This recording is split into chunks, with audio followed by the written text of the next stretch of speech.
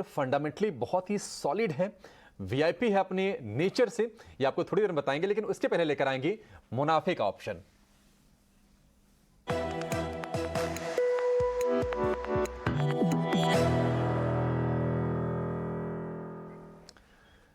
Religare broking की अजीत मिश्रा हमारे साथ हैं। अजीत, आज तो बाजार थोड़ा सा लैकलस्टर है, मूव्स जब होते हैं, वोलेटिलिटी होती है, उसमें मौके बनते हैं।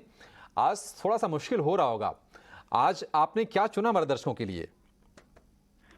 शुक्रिया अभिषेक। देखिए, डेफिनेटली एक पॉज जरूर दिख रहा है। एक रीबाउंड के बाद मार्केट में एक अच्छा रीबाउंड आया था और अक्रॉस द बोर्ड एक मिक्स ट्रेंड ही दिख रहा है। बट यहाँ पे भी आपको एक अच्छे मौके मिल रहे हैं। ऑटो स्पेस में अगर आप देखेंगे मारुति को, तो एक अच्छी करेक्शन के बाद करीब 9500 से एक करेक्शन शुरू हुई थी, जो करीब 8500 के अराउंड के लोज बनाया। वहाँ पे इसने एक बेस फॉर्म किया है। तो शॉर्ट टर्म एवरेजेस के पास अभी ये एक पिवट फॉर्म कर रहा है, जैसे कि हमने कल भी बात की थी, टाइटन की, और उसके बाद एक ब्रेकआउट आया है। तो सिमिलर काइंड ऑफ आप कह सकते हैं कंसोलिडेशन हो रहा है और एंटिसिपेटेड है कि यहाँ पे एक अच्छा मूव आएगा। तो 8800 वाली कॉल के साथ आप जा सकते हैं, जो कि करीब 270-75 के अराउंड पे अभी ट्रेड कर रही है। 228 का एक स्टॉप लॉस मेंटेन करें 295 तक के टारगेट्स के लिए। ठीक है, मारुति पर ही भरोसा है। आज मारुति शेयर चल भी रहा है। गोल्डमैन सैक्स की अच्छी रिपोर्ट आई थी, 10,500 के टारगेट थे, लेकिन आपको कॉल खरीदनी है 8800 वाली, और इसमें टारगेट बनेगा 395 का। स्टॉप लॉस लगाना आपको 228 रुपए का। अजीत, बहुत शुक्रिया आपका ये बेहतरीन स्ट्रेटजी हमारे दर्शकों को बताने के लिए। और आखिर में अब लेकर आएंगी वीआईपी शेयर।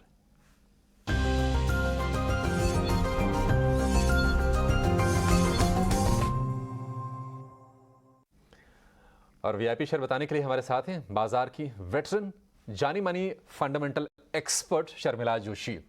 शर्मिला जी नमस्कार, बताइए आज क्या चुना आपने वीआईपी के तौर पर? Today I am going with Indian hotels. सभी जानते हैं कि जैसे हम जैसे कहते हैं ना कि फुल रिटर्न टू नॉर्मलसी देख रहे हैं, तो काफी लोग ट्रैवल भी कर रहे हैं। तो डोमेस्टिक ट्रैवल तो खैर पिछले एक साल से ठीक ही था, लेकिन अब ये उम्मीद है आगे चलकर कि फॉरेन टूरिस्ट अराइवल्स भी बढ़ जाएंगे। उसके साथ साथ अगर आप होटल रेट्स का मूवमेंट देखेंगे तो it has been upward for the past 8-9 months, और सितंबर में ही ऑलमोस्ट 10% से रूम रेट्स भाड़ा बढ़ा है। ये क्यों इम्पोर्टेंट है? क्योंकि एक्चुअली जो Q2 रहता है वो होटल बिजनेस के लिए थोड़ा बहुत लीन क्वार्टर रहता है, क्योंकि इतनी ज्यादा छुट्टियां नहीं रहती एक्सेट्रा। लेकिन ऐसे सीजन में अगर आप एक हाइक लेते हैं, इसका सीधा मतलब ये है कि डिमांड काफी स्ट्रांग है।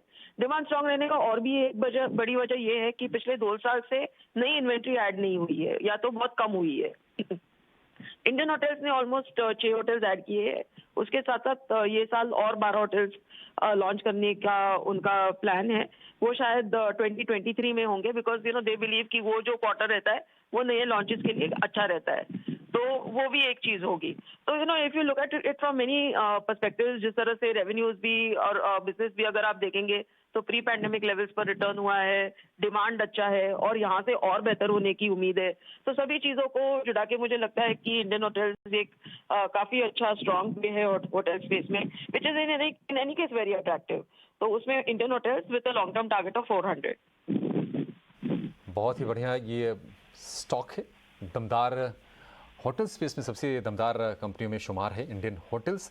342 रुपये पर ट्रेड करा, लेकिन 400 रुपये तक आप ये शेयर जाने का पोटेंशियल लगता है। तो यहाँ से डिसेंट टारगेट्स कहने चाहिए, ऑलमोस्ट 20% के आसपास की। शर्मिला में बहुत शुक्रिया आपका आज समय देने के लिए और ये बेहतरीन शेयर बताने के लिए हमारे दर्शकों को। चलिए, शो को ये